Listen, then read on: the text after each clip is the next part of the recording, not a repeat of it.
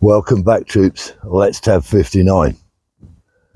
So, Gulf War syndrome, Gulf War illness, with UK veterans mainly I want to talk about. So what's it all about? Well, in 1990, madman Saddam decides to invade Kuwait because he's running out of oil. He's got loads of oil, but his infrastructure's naff and he's spent all the cash. Big palaces, you've seen it. So he decides no one's going to bother. Kuwait's next door. I've got a massive army. They haven't got much at all. I'll have their oil. So he rolls across the border with his massive army. One of the biggest armies in the world he had. And they roll into Kuwait and very quickly capture it and ransack the place. Now over in the West, we see this happening and go, hang on a minute. We're not having that detail. Because the worry was that he might go on to Saudi Arabia if we did nothing. And if he got Saudi, which he possibly could have done, he'd have half the world's supply of crude oil. We weren't having none of that. We said, hang on, Saddam, you're rocking the boat here, son. We're not having none of that detail. And off we went. Big coalition of forces, about 49 different countries. Wasn't a NATO operation. So we rocks over there, parks ourselves in, I didn't go, by the way. I'm not a Gulf War veteran. Let me make that clear from the start. But I know many of you on here were at Gulf War 1. So we rocks up in Saudi Arabia. When I say we, I'm talking about the coalition. So we rock up in Saudi Arabia, and there's a bit of a build-up to the war. It's a very short, sharp war in some ways. Certainly the ground war, because we got the air war sorted. Give them a good pounding. Lost a few aircraft. But it was quite a short, sharp war in the end.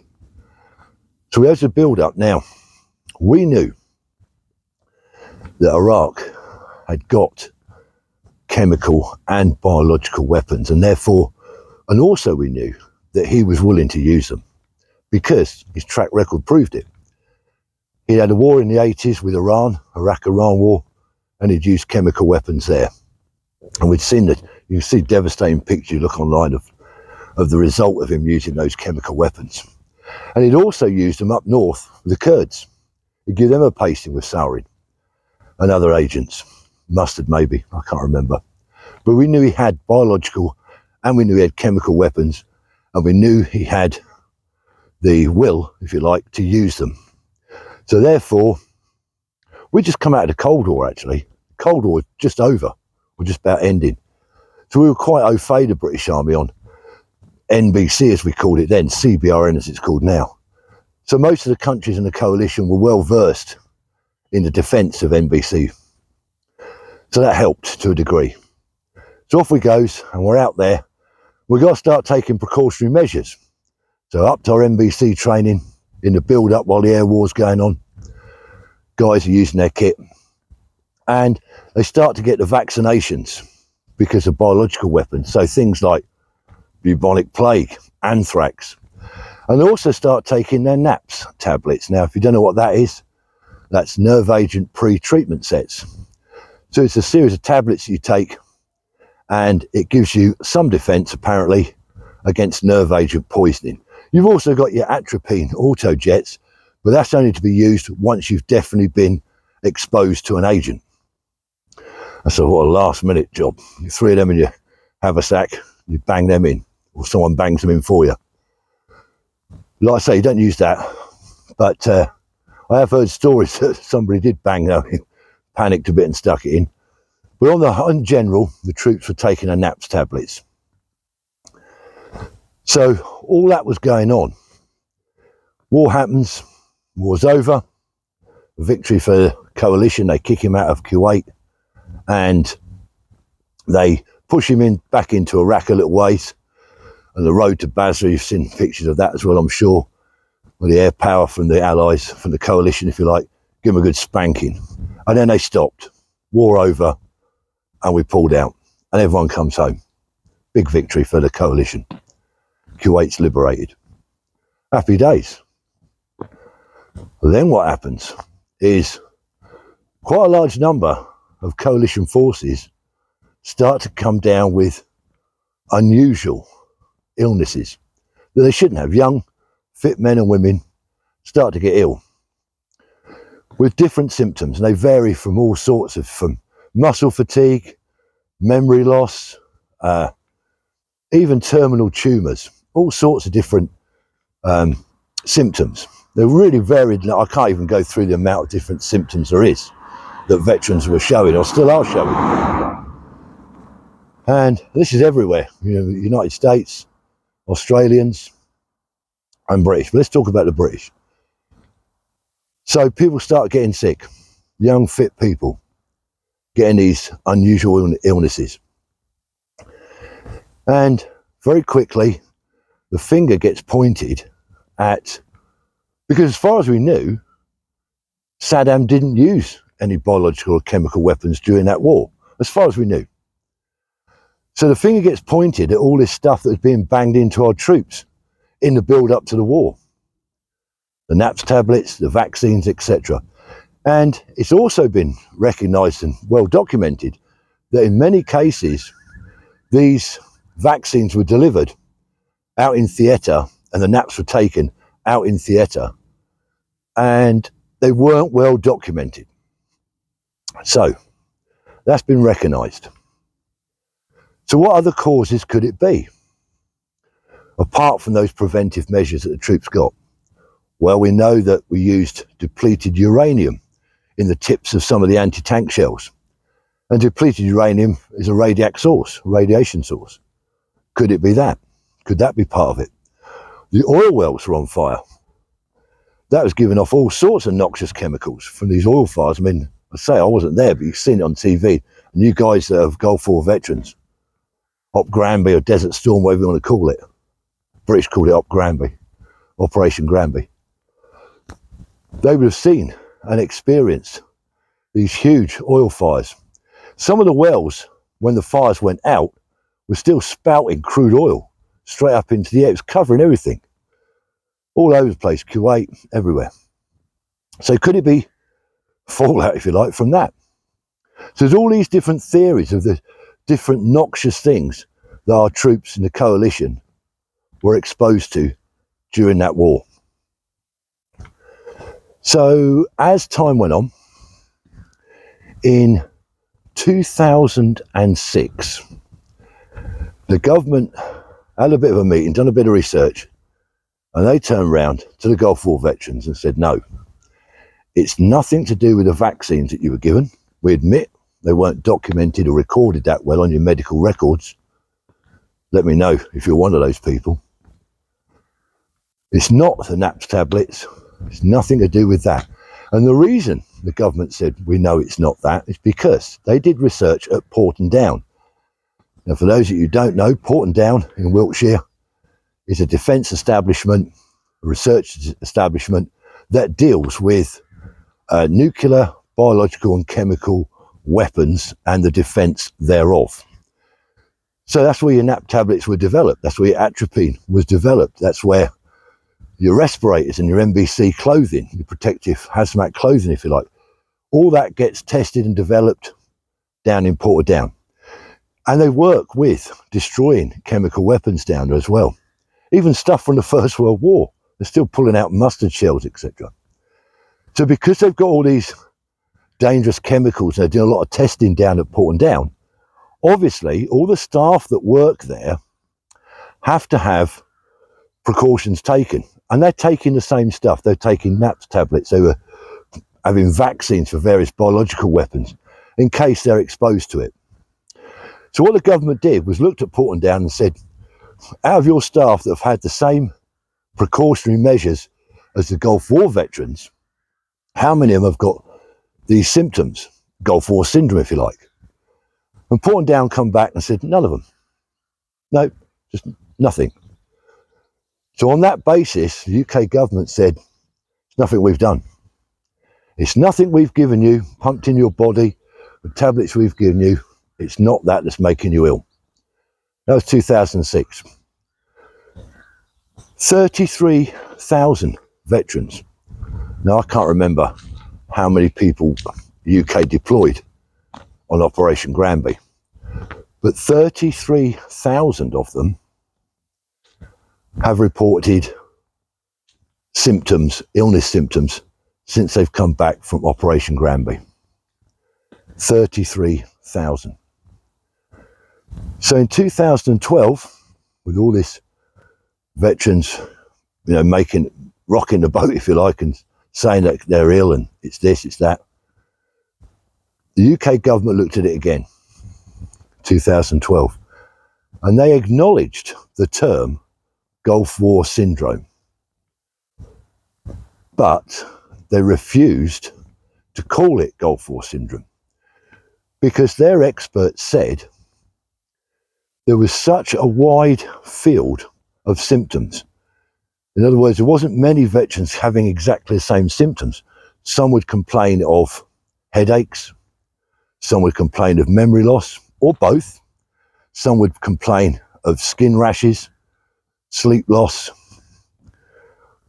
diarrhea even. So because there was all these different symptoms and not everybody got the same symptoms, they said it can't be a syndrome, it can't be Gulf War syndrome. It's Gulf War illnesses. Again, illnesses from something that happened to them out there. So that was 2012. Now, in 2023, October 2023, it's only just a year ago, it's now November 2024, just over a year ago, the then Minister for Veteran Affairs, Johnny Mercer, he called all the experts in to have a bit of a meeting round the table. Let's sit down, have a brew and talk about this. And he dragged them all in. Medical people, weapons people, all sorts of different experts from universities, even people from the British Legion. Brought them all in together to get this spread out on the table and have a chat about it. And at the end of it, they concluded that the best thing, this is what they said to the UK government, the best thing that Gulf War veterans can do is go to their GP.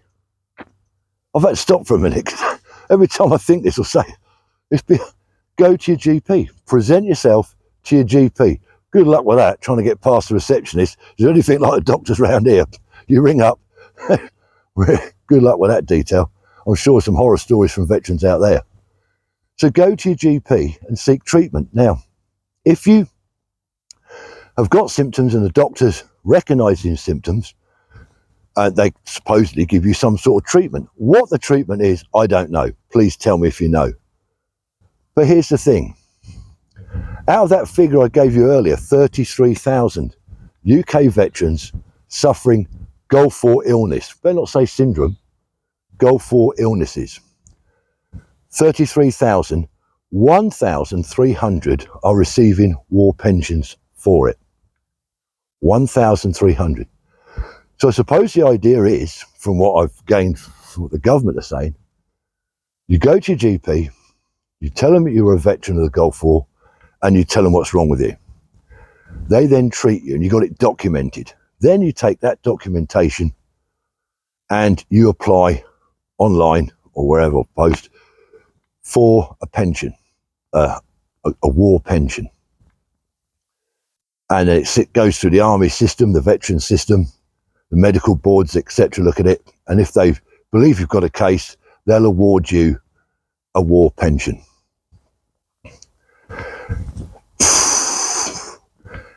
So, interestingly, not that long ago, the United States did some of their own research, if you like. And they found something quite interesting. They're pointing the finger at the use of sarin, sarin nerve agent. Now, if you don't know what sarin nerve agent is, I'll briefly tell you. Sarin was originally a pesticide, and it was developed in Germany by the Germans in 1938 as a pesticide. By the middle of 1939, the German army went, whoa, hang on, we'll have some of that detail. And they got to mass produce this stuff and started to put it into artillery shells and stockpiled it, a lot of it. But Hitler never used it. he never used sarin or any chemicals during World War II. Yes, he used gas in the Holocaust, in the concentration camps. We know that, that's documented. But on the battlefield, it's not been reported that he used it. So sarin is particularly nasty. You don't have to have that for very long before you'll end X, mate. That stuff will end X you pretty quick. You get a dose of that detail, you're out of it. Roll your camnet up, it's over, son. So, apparently, we've all got a gene inside us. Every human being's got a gene, which is PNO1. That's the gene. There's a couple of different variations of this gene. You've either got Q or R, one of those two. And there's two copies of it. There's QQ and there's RR. If you're unlucky enough to be the holder of the gene PNO1RR, and you wouldn't know that unless you got tested, if you've got that in you, you are 7 times more likely to be susceptible to sarin if you're exposed to it. In other words, you'd only have to have a very mild dose of sarin, and if you've got the RR gene, the PNO1 gene, RR, you're going to suffer. So now we're pretty sure that in the Gulf War, Saddam Hussein had sarin, but didn't use it, not on the coalition. So where have the US got this from? Well, they believe that he had it stored, that the coalition Air Force give it a good spanking, some of his ammunition depots, and there's possibility of a release of sarin nerve agent from that. And some people would have been quite a way away from it, because obviously if there's an air war going in, there's not going to be an airstrike in front of troops. So this would have been the air war phase before the ground troops went in, that they spanked these ammunition sites. And hence, that's a possibility of the release of the sarin. Now, just hold that thought for a minute, because I've got a subscriber on here, no names, no pack drills, I'm not going to give his name out. He contacted me privately and told me he was a civilian EOD contractor. So I'm taking it he's ex-army. I don't know that much about a gentleman, but he was a contractor. And in the recent Iraq war, the last one, in 2006, he was out in Iraq, and they were helping to dispose of the huge caches of ordnance they were coming across that Saddam's troops had buried, put into bunkers, supply depots, etc. So we're going out there and find this stuff, troops would find this stuff, report it, EOD teams would go down there, assess it or make it safe and blow it in situ or whatever. And he said to me that what happened was some military engineers had pulled this stuff out onto a hard standing, slapped a load of plastic explosive over it and blown it. Well, I think they'd overdone it a bit from what he tells me, because obviously some of the shells then got blown across the hard standing rather than it being buried and disposed of, buried and blown up in situ. It's on the hard standing. So when they detonated it all, shells were flying off everywhere. Not all of them detonated. And when they got there, some of these shells, I think he said they were 122 millimeter rockets, were stuck in the sandburns nearby. So they started to deal with all that. And he said they picked a particular shell up and noticed by the sound and by the feel of it that it had liquid inside the warhead. Now, as most of you know, there is liquid explosives, I'm sure, but in artillery shells and rockets, etc., the actual explosive content, TNT, we'll call it what you want, is a solid mass. It shouldn't be sloshing about inside a shell. When they come across this, they reported it straight away. Obviously decontaminated, got out of the way, took their gloves off, the gloves they'd been handling it with, and got out of the way and reported it. US EOD turned up, done a leak test on it, etc., sealed it up and took it away. And that was that. Never heard of it no more. Now that was 2006, so that was the second Iraq war, not Operation Granby. But that just shows you how it could have happened in Gulf War One. Say the coalition air force come down, spank these ammunition depots or its concentration to troops, and sympathetic detonation, and bosh, Sarin gets exposed. So that's where the US at the moment currently thinking Gulf War syndrome, Gulf War illness, whatever you want to call it, is possibly come from this Sarin release, and the possibility why some veterans are exposed to it because they were in the area. And even if you've got a mass of troops in that area where Sarin was released at low levels, those that had the PN01 gene, RR, were 7 times more susceptible to feel the effects of Sarin. So that's what the US government have come up with. Now, if that is the case, and it's proven, how does it help UK Granby veterans? Well, you could say that it's the government aren't culpable for that because it's war. It's the same as if you get injured with a bullet or shrapnel or whatever. The government aren't culpable. They'll give you compensation through the war pension scheme, but it's not their fault. In fact, what they're saying before was, if they'd have given you the naps and that had caused it, then they would have been culpable for it. They've proven it's not that, according to Porton Down research.